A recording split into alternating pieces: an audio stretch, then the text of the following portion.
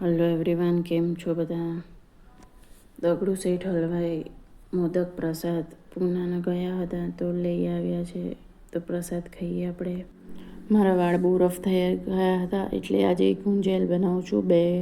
2 ચમચી 2 table spoon અળસી લઈશ, 2 table spoon rice અને નાખીને કન્ટિન્યુઅસ લો ફ્લેમ પર હલાવતા રહેવાનું છે બરાબર. એને તમે છોડી ના દેતા, હલાવતા રહેશું એટલે એ જેલ ફોર્મમાં થવા માંડશે. જેલ થશે, જેલ જેવું થઈ જાય પછી એને 15 મિનિટ બોઇલ કરીને લો ફ્લેમ પર પછી એને ગાળી લેશું આપણે.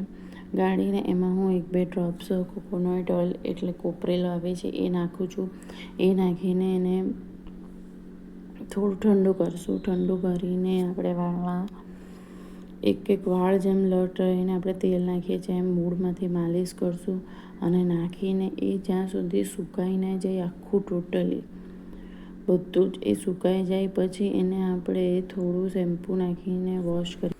આજે જમવામાં પનીર ભુજી, દાળ, સલાડ, રાઈસ, દહીં, છાશ, રાઈસ અને દાળ રાઈસ બનાવ્યા છે તો જમી લઈએ. બપોરના 2 જેવો ટાઈમ થઈ ગયો છે તો જમીને પનીર ભુજી બનાવી છે. જમીને મળીએ આપણે. જો મેં 4 કલાક માથામાં જેલ રવા દીધી હતી, પછી વાળ ધોઈ કાઢ્યા છે. એકદમ સિલ્કી થઈ ગયા છે વાળ. સહેજ પણ વાળ એકદમ સિલ્કી થઈ કે બટરફ્લાય પણ વાળમાં રહેતું નથી. અને બીજું જો આજે હું શું લઈને બેઠી છું, વિધાન જો આંટા મારે છે વચ્ચે. બ્લિંકિટ પરથી આપણે જે ઓર્ડર કરીએ એની જે બેગ આવે છે એ બધી બેગ હું મૂકી રાખું છું. એમાં મેથ્સને રિલેટેડ હોય છે, સ્ટોરી હોય છે, બધું એટલે છોકરાને લગતું એજ્યુકેટેડનું હોય છે. વિધાન તો હજુ બહુ નાનો છે પણ એને રિલેટેડ કોઈ પણ સમ હોય, સ્ટોરી હોય તો હું એ રાખી મૂકું છું.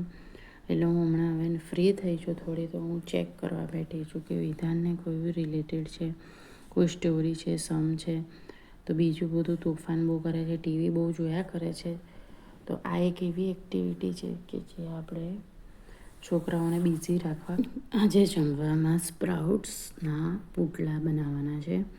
તો સ્પ્રાઉટ્સને મેં મિક્સરમાં ક્રશ કરી નાખ્યા. જેમાં આદું, મરચાં, લસણ, સૂકો મસાલો, થોડું લીલું મરચું, લાલ થોડુંક જ નાખીશું, હિંગ, ધાણા જીરું નાખીને થોડું મીઠું સ્વાદ અનુસાર નાખીને ઢોસાની તાવી પર